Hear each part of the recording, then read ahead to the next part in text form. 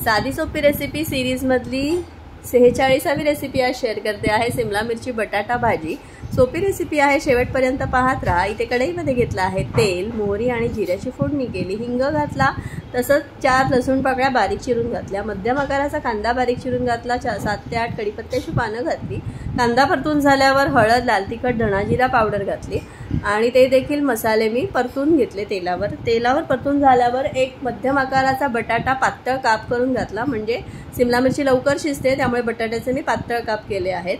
अर्धा टोमॅटो बारीक चिरून घातला आणि त्यानंतर 3 शिमला मिरच्या मी बारीक चिरून यामध्ये घातल्या।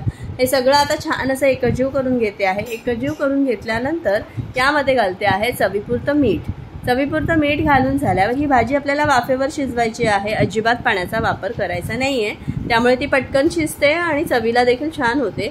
इथे मीठ घालून झाल्यानंतर मी झाकण ठेवलं, झाकणावर पाणी ठेवलं आणि वाफवण्यासाठी भाजी ठेवून दिली।